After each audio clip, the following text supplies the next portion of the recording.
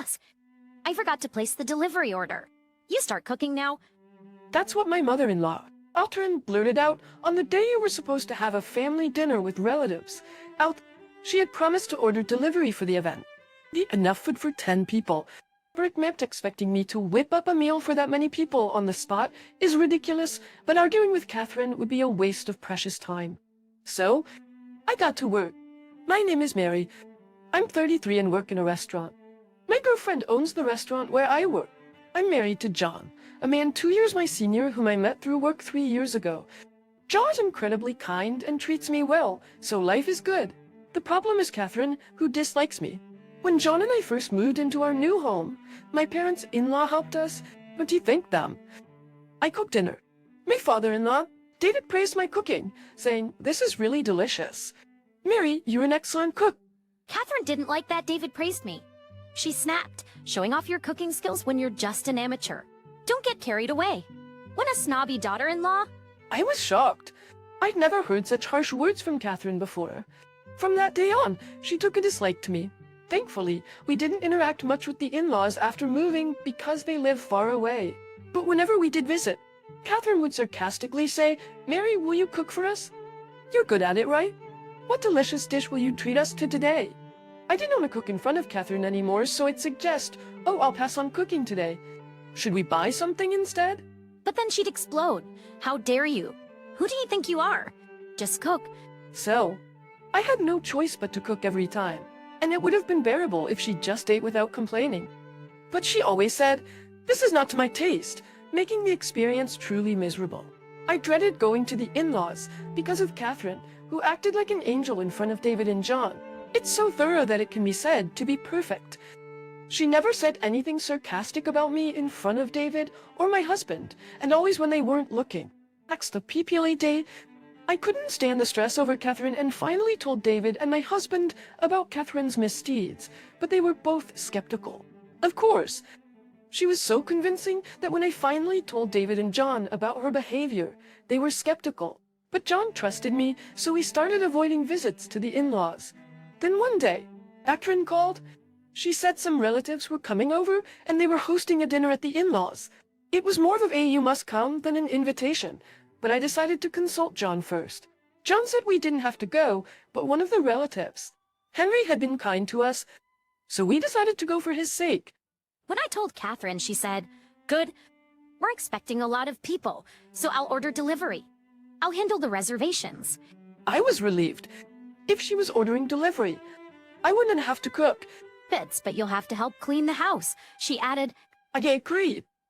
On the day of the dinner, John and I arrived at the in-laws in the afternoon to help clean. That's when Catherine dropped the bomb. "So, dear, I forgot to place the delivery order. What are we going to do?" I frantically called nearby restaurants that could deliver, but because it was last minute and for 10 people, they all turned us down. Time was ticking, and it was soon time to pick up the relatives. Catherine and I decided to buy some pre-made salads and chicken from a nearby supermarket, while John and David went to fetch the relatives. The moment the front door closed behind our husbands, Catherine started boiling water. To my surprise, she said, "Pre-made food is so bland. You can make everything from scratch, can't you?" Her mocking smile filled me with both anger and suspicion. "Didn't you intentionally forget to place the delivery order, Catherine?" I thought about it, but time was of the essence. I considered walking out, but I couldn't let down Henry and our husbands, who had gone to pick up the relatives. Reluctantly, very reluctantly, I agreed. I quickly planned a menu in my head and dashed to the local supermarket to buy ingredients. I didn't have time to compare prices. I just grabbed what I needed for the recipes that came to mind. If Catherine had intentionally skipped the delivery, she'd surely criticize me for using what was already in the house. So, I even repurchased the seasonings I usually use. When I returned to the in-laws' house, laden with bags, Catherine was leisurely sipping coffee in the living room. "May, you've bought a lot. I'm sure you'll make us lots of delicious dishes. What's with that face? I'm letting you use my kitchen, so get cooking." I was so infuriated by her tone that I considered dropping everything and leaving. But I swallowed my anger and started cooking, not for Catherine, but for Henry and the other relatives. As I hurriedly prepared the meal, Catherine would occasionally come in to criticize my taste, my presentation, and more.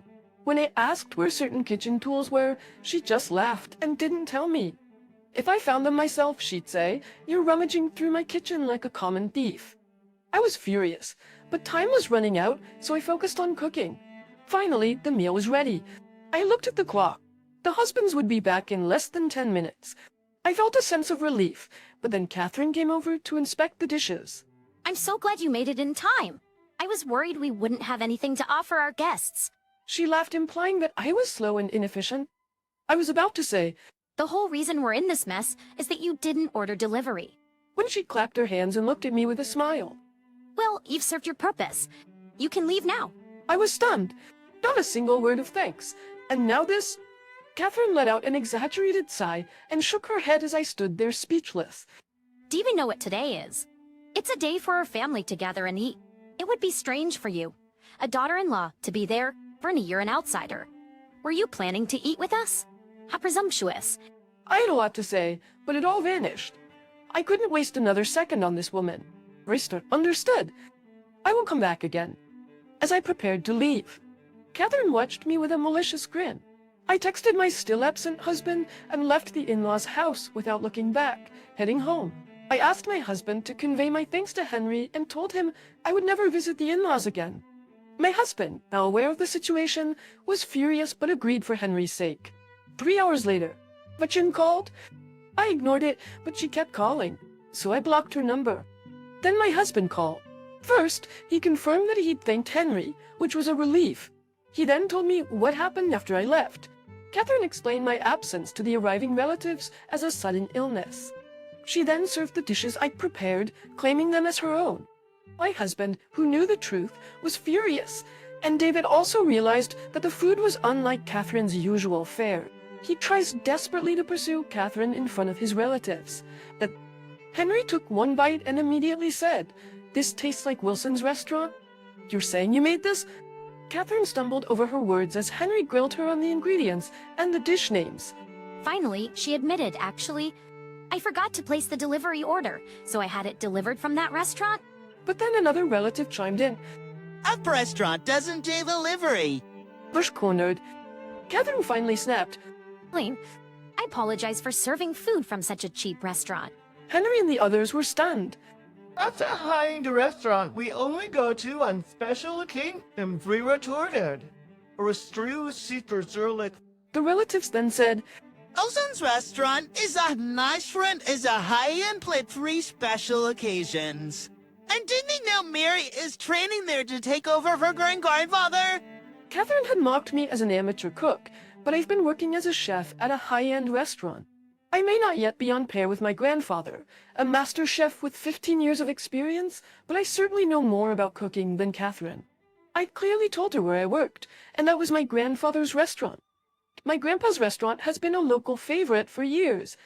There are a few other places around here that have also adopted the title Chef's If in their names, trying to ride on its coattails. You'll find places like Wallace's Restaurant and Watson's Restaurant, so maybe that's why Catherine got confused.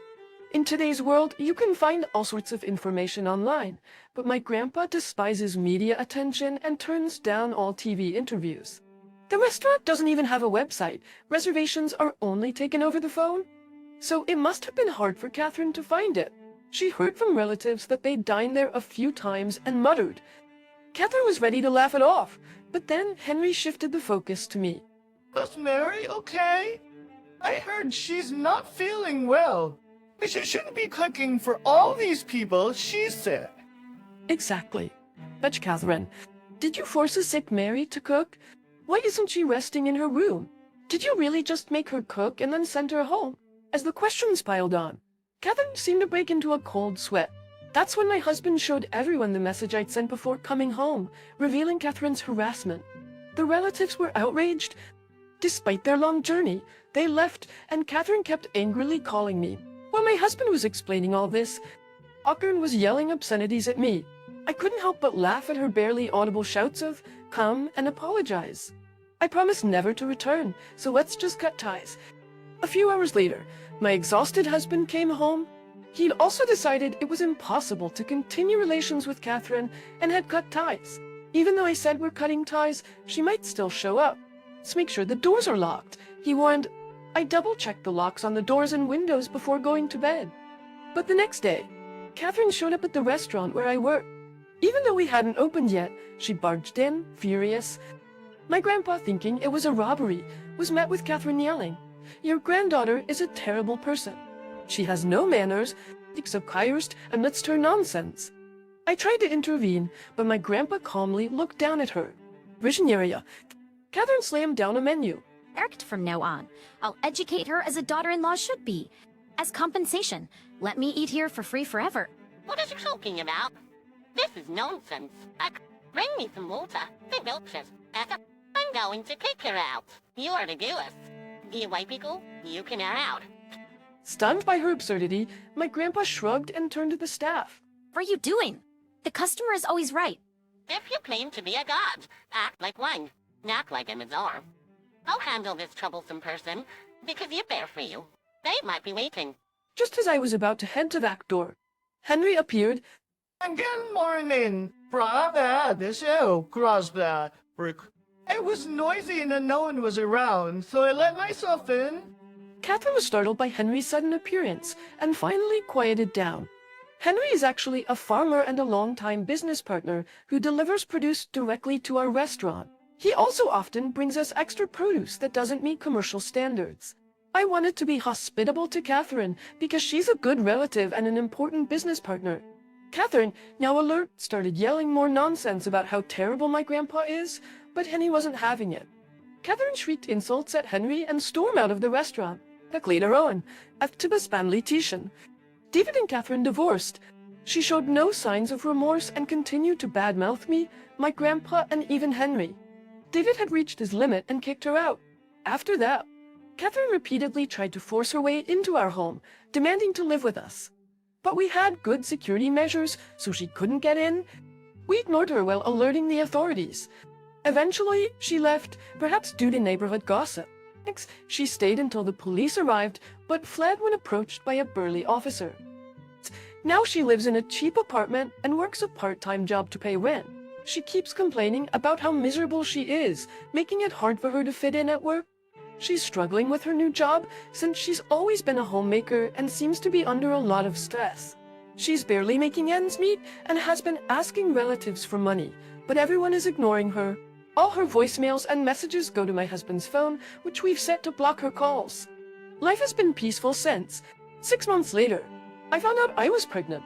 Maybe it's because the stress from Catherine is gone, but my husband, David, and my family are all thrilled and eagerly awaiting the new addition to our family.